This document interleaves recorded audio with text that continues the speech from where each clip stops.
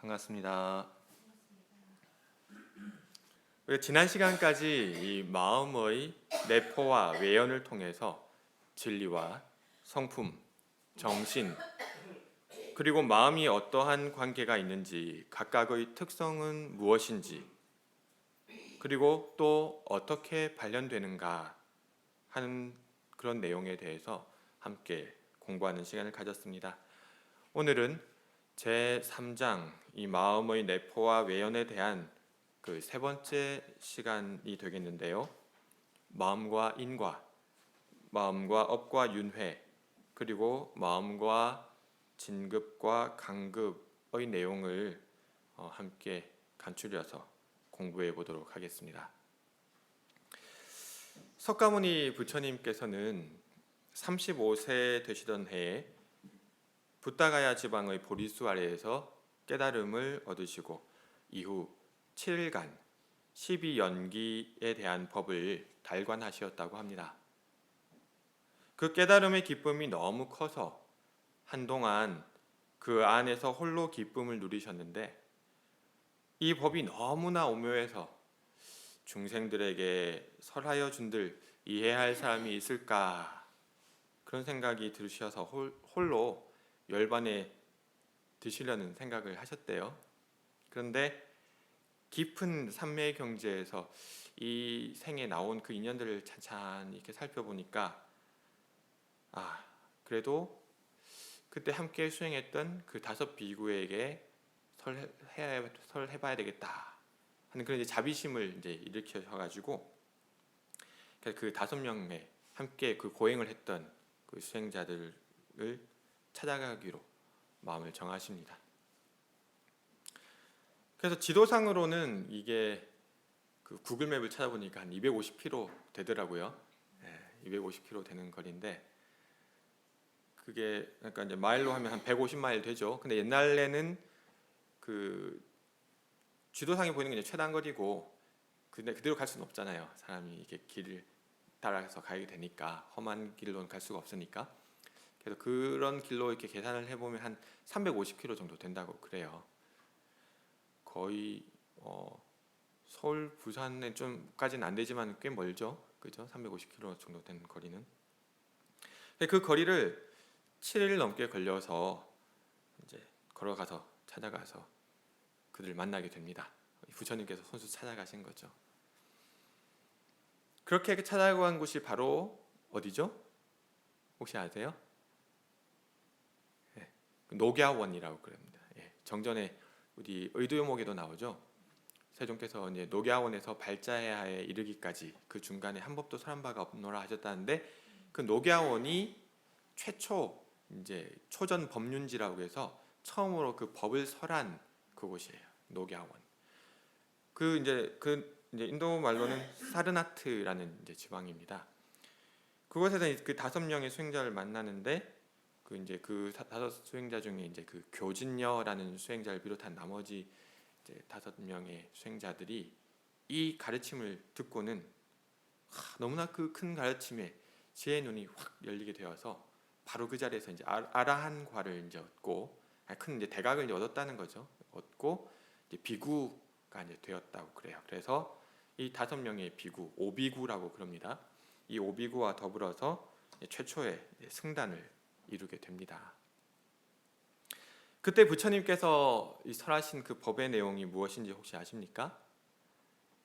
그때 이제 설하신 내용이 바로 이 사성제와 팔정도의 가르침입니다. 사실 이제 사성제 안에 팔정도가 이제 뒤에 들어가기 때문에 사성제 이것만 이제 확실히 아시면 돼요. 사성제. 이것을 통해서 고행이나 쾌락을 쫓는 그런 극단을 버리고 중도의 수행을 통해서 깨달음을 얻을 것을 당부하셨습니다. 사성제. 풀어 말하자면은 4가지의 고귀한 진리라는 이제 한자어죠. 그래서 영어로는 Four Noble Truth라고 이렇게 이야기도 합니다. 근데 이 4가지 고귀한 진리라고 할 수 있는데, 그 가르침의 내용이 무엇입니까? 첫 번째는 고제, 그죠? 고통이 있다. 근데 그 고통의 원인이 무엇이냐? 집착에서 비롯한다. 이것을 멸하는 길이 있다. 멸제. 그것이 무엇이냐? 도제. 팔정도죠. 이것을 팔정도를 밟아 행하면 멸할 수가 있다. 그래서 이 고진 멸도 이 네 가지의 내용이 바로 그 사성제의 내용입니다. 그러니까 부처님께서는 굉장히 이렇게 합리적이고 과학적으로 설명을 해주신 거죠. 막연하게 막 이러는 것이 아니라 원인이 무엇이고 그것에 일어나는 그 결과가 처음에 현상을 먼저 이제 설명하시고 그 현상의 원인을 규명하시고 그것을 해결할 방법이 길이 있다는 것을 그런 비전을 제시해 주면서 그 방법이 무엇인지를 구체적으로 이렇게 설명을 해주신 거죠. 이 집착하기 때문에 고통이 일어난다고 하셨는데요. 이것이 구체적으로 어떠한 원인에 의해서 인과적으로 발생하는지에 대해서 부처님께서는 12인연법 또는 12연기의 가르침이라고 하는 이 연기 법문을 통해서 자상히 밝혀주시고 계십니다. 이 12연기에 대해서는 일전에 함께 잠시 살펴봤던 적이 있는데 혹시 기억이 나시는지 모르겠습니다. 그때는 그 무명에서부터 이 노사에 이르는 그 과정을 단순히 그 각각의 요소들이 무엇을 뜻하는지에 대해서 좀 개괄적으로 살펴봤었는데요. 오늘 이 마음과 인과에 대한 내용을 공부하는 김에 이 연기법의 내용을 인과의 바탕에서 다시 한번 공부를 해보면은 이 연기법과 마음의 구조 등에 대해서 보다 깊은 이해를 얻어가는 그런 의미 있는 시간이 되지 않을까 생각해 봅니다. 연기에 대해서 공부했던 지난 시간에 그때 박상훈 교도님께서 질문하셨던 내용 혹시 기억하시는지 모르겠는데 그 내용도 아마 오늘 이 시간을 통해서 어느 정도 해결이 되지 않을까 싶어요. 이 자리에는 안 계시지만은 혹시 영상을 보시게 되면 질문이 또 그 궁금증이 안 풀어지면 또 질문해 주시기 바랍니다. 자, 이 나눠드린 이 유인물에서요 또 업데이트가 됐습니다. 점점점 더 업데이트가 되고 있습니다. 여기 보면 이제 오른쪽에 이 무명 행으로부터 시작해서 생, 노사로 끝나는 12연기의 내용을 추가해 놓은 것을 보실 수 있는데요. 자, 이 앞에서부터 하나하나 살펴보도록 하겠습니다. 12연기에 대해서 말씀드리면서 그때 상우님이 질문하셨을 때 제가 그런 얘기를 했어요. 그 질문의 내용을 답을 하려면 사실은 3세관으로 이렇게 살펴보면 이것이 더 명확하게 이해가 된다 그런 얘기를 했었는데 혹시 기억이 나시는지 모르겠어요. 이 전생과 현생 그리고 내생의 3세의 바탕에서 이 12연기를 이해하는 방법이 있다는 그런 말씀을 드렸었는데 이것을 일러서 3세 양중인과라고 합니다. 이 한자로 되어 있어가지고 조금 어렵게 느끼실 수 있지만은 풀어서 설명드리자면은 그렇게 어려운 내용은 아니에요. 그러니까 한번 편안한 마음으로 잘 들어보시기 바랍니다. 자, 맨 처음에 나오는 것이 무엇이죠? 이 연기에서 무명입니다. 지난 시간에 성품과 정신에 대해 말씀드리면서 성품은 지극히 깨끗하고 청정한 상태, 무선무악의 상태인데 여기서 정신이 나온다고 했던 내용을 기억하시죠? 그런데 중생들의 정신은 어떻다고 했죠? 이 수많은 생을 거치는 가운데 선업과 악업으로 지은 그 업력, 이 카르마의 씨앗들이 함장되어 있어 깨끗하지 않다고 했었죠. 그렇다면 최초에 성품에서 정신이 나왔을 때는 지극히 순수한 성품에서 나온 지극히 순수한 정신의 상태였을 텐데 어떻게 해서 최초의 오염이 발생하게 되었는가? 태초에 계령으로서 나와서 정신이 발생했을 때는 밝았었지만 어떠한 원인으로 인해 그 밝음이 가려졌는가? 그 어떠한 원인이라고는 그거는 이제 명확히 얘기할 수는 없지만 오늘도 지금 이제 날이 맑았다 흐렸다 하고 그러잖아요. 지금 또 꼭 무슨 저녁처럼 오늘은 유난히 또 어둡네요.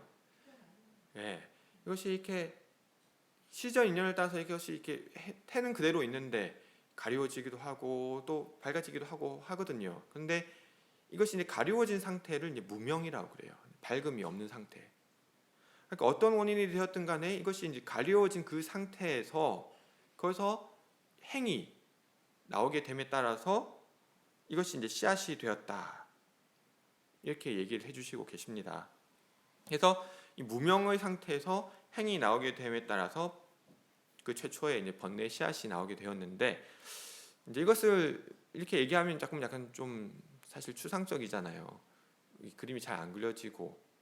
근데 사실은 그 최초 원인이 무엇이냐, 그건 진짜 좀 어떻게 답하기는 어려워요. 거기에 대해서는 부처님도 얘기는 안 해주셨어요. 최초 성품이 무엇이었고, 예? 그 성품의 할아버지는 누구시냐, 이런 건 얘기는 사실은 그것까지 어떻게 할 수가 없는 부분이고, 그래서 이것을 조금 더 쉽게 얘기해 주기 위해서 사실 오히려 어떤 것이 조금 더 이해가 쉬울 수가 있냐면은, 기독교에서는 그래서 이제 이것을 이렇게 얘기하잖아요. 어떻게 얘기를 하죠? 태초에 하나님의 형상을 따라서 우리가 인간이 만들어졌다고 그러죠. 그러니까 우리의 인간으로 만들어진 이 계령은 대령이랑 같은 거죠. 그 모습을 본따서 만들어졌으니까 같은 속성을 공유하는 거예요. 그런데 그렇게 처음에 만들어진 인간이 이제 아담과 하와였죠. 근데 어떻게 해서 에덴 동산에서 쫓겨나게 됐죠? 예, 선악과를 먹어서 쫓겨나게 되었죠. 그 선악과를 먹었다는 그 이제 행이 이제 최초의 그런 행이 되어지는 것이죠. 그러니까 그 사탄의 꾀임에 가리워진 거죠. 그래서 이제 사탄이라는 어떤 이제 뭔가 그것을 이제 상정을 해두고 이제 거기에 꼬임에 됨에 따라서 어두워졌다. 그 어두움의 그 무명의 상태에서 만들어진 그 최초의 행에 의해서 그것이 더럽혀지게 된 거죠. 이제 그럴 수 이렇게 비유를 해요. 하여튼 그래서 이제 그런 이제 비유로 이렇게 설명을 하는데, 어쨌든 간에 이렇게 무명에 인연하게 되어서 행이 일어나게 된 이 두 가지 무명과 행을 합해서 전생의 두 가지 원인이다, 이렇게 얘기를 합니다. 그래서 전생의 이 두 가지 원인으로 인해서 현실의 과보가 나타나게 되는데, 이제 점선으로 이렇게 쭉쭉쭉쭉 이렇게 표시가 되어 있죠. 그 다음에 처음으로 나온 게 뭐죠? 식. 가로 안에 탁태라고 이렇게 해놨죠. 이 식이라는 것은 이제 알미라는 뜻인데, 이제 이것이 우리 현재 생에서 우리가 받는 과보의 그 첫 번째 단계가 되는 것입니다. 그러니까 현생에서 그 첫 번째 단계가 뭐예요? 바로 그 탁태되는 것이죠. 모태 중에서 그 태아의 그 몸 속에 이제 딱 들어가게 되는 거죠. 이제 그게 뭐 언제다 이렇게 얘기는 뭐 할 수는 없겠지만, 정확히 뭐 언제다 이건 아니지만은 이제 탁태되는 그 시기가 일단은 최소한 이렇게 뇌라는 것이 어떤 형태가 어느 정도 그래도 그 기틀이 담겨진 상태에서 내 탁퇴가 될 것 같아요. 그렇지 않으면 이제 그릇이 만져지지도 않았는데 그 안에 물이 담겨질 수는 없는 거잖아요. 그래서 수정난 상태는 아닐 것이고 조금 더 지나야 되지 않을까 싶긴 합니다. 하여튼 그래서 그것이 탁퇴가 되어지는데, 그 다음 단계가 이제 명색으로 이제 되어지죠. 그래서 이 명색은 무엇이냐? 명이라는 것은 이제 정신적인 대상을 얘기하고, 색이라는 것은 이제 어떤 물질적인 대상을 얘기하는데, 그러니까 이때는 머리, 두뇌랑 몸만 갖춰진 상태예요. 그러니까 이것이 한 달 정도 안에 그렇게 갖춰진다고 그래요. 나머지 눈이나 이런 세부적인 기관들은 이제 뭐 그 이후에 갖춰지는데, 그 처음 한 달 기간은 이제 명색에 해당하는 기간입니다. 그렇게 해서 이제 명색이 이루어지고 나면은 그 다음 이제 육입, 이것은 육근의 기관이 온전하게 갖추어지는 그 나머지 기간을 말하게 되는 것이죠. 그래서 이 육입의 단계에 이르면서부터는 우리는 현실 세계와 접촉하게 되며 본격적으로 이 마음을 굴려가게 됩니다. 그래서 이 식에서부터 육입에 이르는 이 단계는 현실의 몸을 받는 과보로 생각하면 되고, 이후의 이제 촉에서부터 유에 이르는 이 과정을 이 마음 작용을 통한 육근 작용의 모습, 현재 생에서 내가 업을 지어가는 그런 중추적인 역할을 하는 마음 작용의 모습으로 생각할 수 있겠습니다. 이러한 맥락에서 이 촉, 수, 에, 취, 유의 과정을 지난 시간에 함께 공부한 내용, 그 오온이라 표현한 색, 수, 상, 행식에 대입해서 생각해 볼 수도 있겠습니다. 이 촉이란 무엇입니까? 오온에서 색이 식과 만나는 것을 그때 그 색이 식과 만날 때 수가 일어난다고 그랬는데 이것은 이제 촉 컨택트, 근데 말 그대로 컨택하는 거예요. 이것이 그래서 이제 여기 연기에서는 그 촉으로 이렇게 딱 얘기를 해주셨어요. 이렇게 색이 식과 만나면 무엇이 일어난다고 그랬죠? 수가 일어난다고 그랬죠. 수. 센세이션이라고도 하고 하는데 여기서는 그 12연기에 관련된 내용을 이제 영어로 된 것을 찾아보니까 feeling이라고 이렇게 번역을 했더라고요. 근데 왜 굳이 다른 단어를 썼는지는 모르겠어요. on 이렇게 스칸다에 해당한 내용에서 수는 sensation이라고 했던데, 근데 사실 뭐 sensation이나 feeling이나 거의 비슷한 단어니까 그런 하여튼 그 맥락은 아시겠죠? 그 촉을 한 단계에서 어떤 그 첫 번째 어떤 그 일어나는 그 sense가 됐든 feel이 됐든 뭔가가 이제 생겨나는 것이죠. 그래서 이 수가 생겨나는데 그 다음에 나오는 이 에와 취는 이 상과 행에 대입해서 생각해 볼 수 있을 것 같습니다. 이것이 딱 맞는 것은 아니에요. 딱 맞는 것은 아닌데 또 완전히 다르다고 볼 수도 없어요. 그래서 그냥 일단은 거기 비슷하게 대입해서 생각을 해보셔도 크게 문제는 없을 것 같습니다. 그런데 여기서 다만 차이가 있어요. 에, 취라고 하는 것과 상행이라고 하는 것 사이는 이제 큰 차이가 있는데 혹시 그게 뭔지 아시겠어요? 상이라는 것은 그 마음이 능동적이 됐든 수동적이 됐든 마음속에서 분별이 일어나는 거라고 그랬잖아요. 그것이 좀 더 적극적으로 나오게 되는 것이 행이라고 그랬는데 애와 취, 그 상과 행에는 사실 어떤 부정적이다, 긍정적이다 하는 것은 없어요. 그 사고가 일어나는 것이 그렇게 일어난다 하는 것을 이제 얘기를 해준 것이지.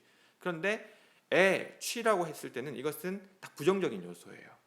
이 12연기를 처음에 서술해 주신 그 이유가 무명으로부터 해서 쭉 해서 이 노사까지 어떻게 해서 그런 번뇌와 고통이 일어나는가 하는 것을 얘기해 주시려고 해주시는 것이다 보니까 이 무명에서부터 쭉쭉쭉 연기해서 일어난 것을 그대로 이렇게 이것이 일어나서 이것이 일어나고 이것이 일어나서 이것이 일어나고, 그러니까 부정적인 것에 기인해서 부정적인 것이 일어난 상태이기 때문에 번뇌 바탕에서 일어난 상과 행위이기 때문에 이 애와 취는 그런 부정적인 의미가 갖고 있어요.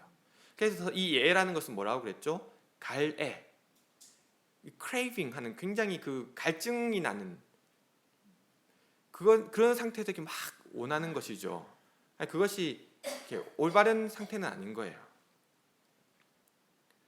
그래서 이 12연계에서 이런 상과 행에 해당하는 과정으로서 이게 부처님께서 말씀하신 이 애와 취는 이 중생들의 마음, 번뇌의 바탕에서 일어난, 그래서 촉과 수가 일어날 때 그 번뇌에 이끌려서 일어나는 그 가래의 마음, 이것이 애고, 이것이 더욱 증착되어서 이 집착하는 마음을 내게 되면은 이것이 취가 되는 것이고, 그에 따라서 무엇이 있다고요? 그 다음 단계가 유로 나오죠. 이것은 있을 유자였어요.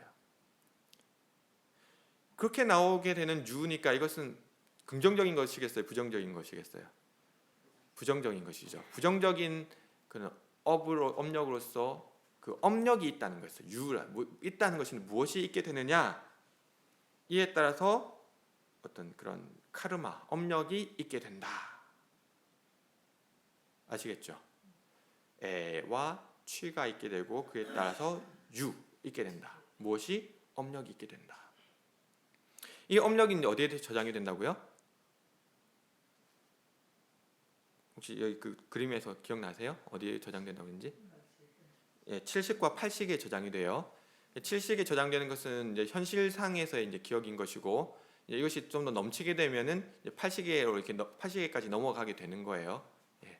그래서 이 7식에 저장된 것은 현재 삶이 끝나면 사라진다고 하더라도 이 8식에 저장된 것은 그건 그대로 남아서 이 8식이 윤회의 주체가 되어서 다음 생에 탁태가 되는 것이죠. 식으로서. 그러니까 이 유의 씨앗은 어떻게 되느냐? 내생으로 유전이 되어서 새로운 또 싹을 틔우게 되는 거죠. 이렇게 해서 애, 취, 유의 과정으로 생겨난 업이 미래 세상에 받게 될 그 과보의 원인이 되기 때문에 이 세 가지를 합해서 현생의 세 가지 원인이다, 이렇게 얘기를 합니다. 이처럼 12연기를 전생, 현생, 그리고 내생, 이렇게 3세의 관점에서 과거의 원인과 현재의 과보, 현재의 원인과 미래의 과보, 이렇게 원인과 결과 이렇게 두 번이 나오죠. 예. 그래서 원인과 결과가 한 번만 나오는 게 아니라 처음에 원인이 뭐예요? 무명과 행, 거기서 나오는 과보로서 식, 명색, 유깁, 촉, 수까지 이렇게 과보가 나오게 되고, 또 현실의 원인, 애, 취, 유로 인해서 내생의 과보, 노사, 원인과 결과 이렇게 두 번이 나오죠. 그래서 이제 거듭중자 해서 이제 이것을 양중 인과다. 3세 전생, 현생, 내생, 3세 양중 인과다, 이렇게 되어지는 거예요. 그래서 이것을 이제 3세 양중인과 또는 3세, 그냥 줄여서 3세 인과다, 이렇게 얘기도 합니다. 이것이 이제 12연기를 이해하는 또 대표적인 한 방법 중에 하나예요. 여기서 이제 인과의 가르침도 이렇게 또 도출해서 그렇게 나중에 이제 그렇다면 그 인과가 되어진다고 할 때 그 업력, 그 유가 어디에 저장되느냐, 이런 것들 자꾸 연구하고 하다 보니까 이것이 유식으로도 이렇게 발전이 되고 이렇게 되어지는 것이죠.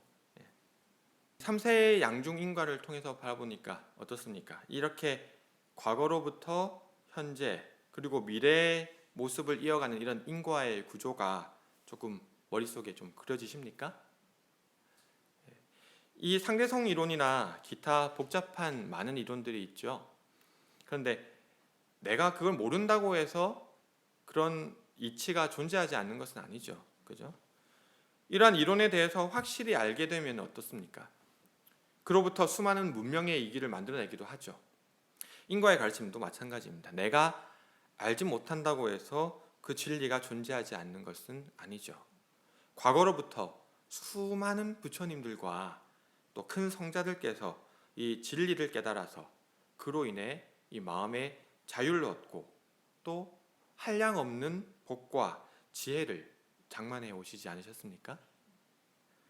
3세를 통해서 이렇게 면면하게 이어지는 이 인과의 진리를 알지 못하면 영영 그 속에서 허우적대면서 번뇌의 바다 속에 빠져서 고통에 몸부림칠 수밖에 없습니다. 하지만 그 이치를 확실히 알고 보면 이 무명으로부터 쭉 이어지는 이 고통의 고리를 끊어낼 수 있는 그런 힘을 얻을 수도 있게 되고, 또한 그로부터 무궁한 복락을 장만할 수 있는 해탈의 길도 열리게 되니 어찌 이를 쉽게 생각할 수 있겠습니까?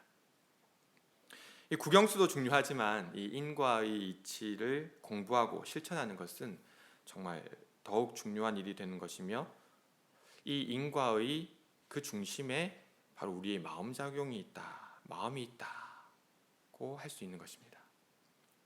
그러니까 이 3세 인과로 이렇게 볼 때에는 약간 어떤 관점이 생길 수가 있냐면은, 우리가 이게 과거 생의 원인은 어떻습니까? 이미 지어진 것이니 이게 어떻게 할 수 있나요? 이것을? 그건 어떻게 할 수가 없어요. 이미 지은 것은 우리가 받아야 되죠. 과거의 원인은 어쩔 수가 없는 거예요. 이미 받아야 되는 거예요. 자, 그렇다면 미래 생의 결과는 또 어때요? 아직 오지 않은 거잖아요. 그걸 미리 염려할 필요가 있어요? 거기 어쩌면 어쩌냐, 그럼 이제 다시 또 생노사가 생길 텐데 이렇게 하고 그럴 필요는 없어요. 그래서 이제 준비는 할 필요는 있지만은 그렇다고 거기 또 이렇게 막 집착할 것은 없는 거예요. 과거도 어떻게 할 수가 없고 미래도 내가 거기 이렇게 막 목매달 것은 아니에요. 그렇다면 아까 이 12연기 이 중에서 제일 중요한 것이 무엇이겠어요? 현생에서 받은 과보도 말고 과보도 빼고, 그죠? 이미 그것도 받은 거니까 제일 중요한 것이 뭐예요? 그 중에서 현생이 원인이 되는 거죠. 원인이 되는 거. 그러니까 바로 이 수, 애, 취, 유, 이 과정이 정말 중요한 것이에요. 그러니까 이 현세의 원인을 만드는 이 수, 애, 취, 유의 과정, 달리 말하자면 온이라는 개념을 써서 말한다면은 수, 상, 행을 이루는 그 과정, 보다 쉽게 말하자면 지금 이 순간 우리들 마음 작용하는 그것이 가장 중요한 것이다. 이런 좀 결론을 또 도출해낼 수가 있는 것이죠. 이 12연기를 통해서. 이 마음 하나를 어떻게 쓰느냐에 따라서 무수한 전생으로부터 지어온 그런 업장을 소멸시키고 현생의 삶을 복과 지혜로 가득한 행복한 삶으로 변화시키며 그에 따라 내생의 삶까지도 보다 밝고 자유로운 삶으로 변화시킬 수 있는 그런 진급시켜서 나가는 것을 진급이 되어지는 그런 삶을 꿈꿀 수 있는 그런 길이 바로 여기에 있는 것이니 그 중요성은 몇 번을 말해도 부족하지 않을 것입니다. 그래서 제가 아까 말씀드렸던 그 내용 중에서 그 무명을 이제 없앤다는 측면으로 본다면은 무명이라는 것은 어두워진 상태잖아요. 그러니까 그것을 이제 밝히기만 하면은 지혜가 나오면은 다 해결이 된다. 그렇게 따지면은 진짜 지혜만 밝히면 끝나는 걸로 생각할 수가 있는 거예요. 그래서 그 깨달음이라는 것을 굉장히 중요시하게 생각을 했어요. 그런데 대용사님께서는 어떻게 이야기하셨죠? 깨닫는다는 것은 견성한다고 그랬잖아요. 견성한다고, 견성 즉 성불이 된다고 그랬어요? 견성 즉 성불이 되는 경우도 있지만은 대부분은 성불하는데 더 공력이 든다고 그랬죠. 그 성불한다는 것이 무엇이냐면 그런 이 현실에 저장된 업력들 뿐만 아니라 무엇이 팔식에 저장된 그것들까지 다 녹여내는 그 과정이 따라야 된다는 거예요. 근데 이 마음작용에 포커스를 두게 되면은 여기에는 해만 들어간 것이 아니라 개정해가 다 들어가요. 수양, 연구, 취사가 다 들어가요. 왜냐하면 우리가 업을 지을 때 마음으로만 짓는 것이 아니거든요. 그것이 잘 되어지면은 선업을 통해서 또 더 나은 미래가 또 개척이 되고 그 과정에서 이 현실의 이 중에서 그 작용하는 그 마음이 씨앗이 되어서 바꿔나가는 것이거든요. 그러니까 이것은 어떻게 보면은 이제 해만 중요한 것이 아니라 어떻게 봤을 때는 사실은 실천으로 나타나는 취사의 모습이 더 중요하다고 또 볼 수도 있어지는 그 측면이 있거든요. 그래서 이제 좀 제가 이제 오늘 그 인과를 얘기하면서 이 삼생의 양중 인과라는 측면을 한번 좀 이렇게 가져와서 한번 설명을 드려봤습니다. 자, 유진이에게 태권도를 가르치는데 이 녀석이 좀 늘 궁금해하는 게 뭔지 아세요? 태권도 막 가르치다 보면은 항상 또 물어본 게 있어요. 그게 뭐냐면은 언제 띠가 바뀌냐는 거예요. 이 흰띠에서 시작해서 이게 검은 띠에 올라가는 이 과정. 그러니까 올라가면 좋은 거예요, 자기도. 그래서 이 색깔이 이제 노란 색깔 칠해주고 또 이렇게 초록 색깔 칠해주고 이렇게 파란 색깔 칠해주고 그러면은 뿌듯해. 그걸 보면서 자기도. 근데 이렇게 아이들뿐만 아니라 대개 어른이고 아이들이고 다 진급되는 걸 좋아하죠. 그죠? 간급되는 거 좋아하시는 분은 없으실 거예요. 그죠? 그렇게 진급이 되는 것을 이제 영전이라고 얘기를 하고 진급이라고도 하고 간급되는 것은 좌천이라고도 하고 그런데 대개의 사람들은 진급되고 영전되고 하는 것을 원하지 간급되고 좌천되는 것은 원하지 않습니다. 근데 실제로도 진급이 되는 길로 가야지 내 삶의 복과 해가 이렇게 가득하게 되어지지 간급이 되는 길로 가가지고 그게 되어지지는 않아요. 물론 내가 하심하고 낮은 자리로 간다. 그것은 다른 얘기예요. 그것은 다른 얘기예요. 하심하고 낮은 자리로 가는 것이 진급이 되는 것이지. 그래서 진급 간급이라는 것은 우리가 얘기할 때는 이제 그 법위 등급으로 봐야 되죠. 법위 등급에 봤을 때도 보통급에서부터 쭉 올라서 마음이 크고 해서 대각 열의로 가야지. 이제 특신급, 본만 상중급까지 올라왔는데 다시 보통급으로 떨어지면 어떻게 되겠어요? 그러면 안 되겠죠. 그렇게 진급하는 삶 가운데 지혜와 복락의 길도 열리게 되고 반대로 간급의 길을 걸어가게 되면 그 앞에는 치욕의 길, 고통의 길이 열리게 되는 것이다. 이렇게 상사님께서는 마음수업 책을 통해서 얘기해 주십니다. 성어중이면 형어외라는 말이 있다고 합니다. 중심에 정성이 있으면 밖으로 그 정성스러운 마음이 형상화된다는 뜻입니다. 즉 마음속에 있는 것은 결국 표정으로, 말로, 행동으로 나타나게 된다는 것이죠. 지금 우리들 마음 가운데에는 무엇이 자리하고 있습니까? 우리는 지금 어떠한 마음 작용을 하면서 살아가고 있는지 한번 멈추고 돌아보고 살펴봐야 하겠습니다. 그리하여서 이 자리에 함께 하신 교도님들 한 분 한 분의 삶이 모두 크게 진급이 되고, 그렇게 진급이 되어서 한량없는 은혜가 가득하게 될지언정 강급이 되고 해독을 받는 일은 없기를 간절한 마음으로 심축드리면서 오늘 설교 마치도록 하겠습니다. 감사합니다.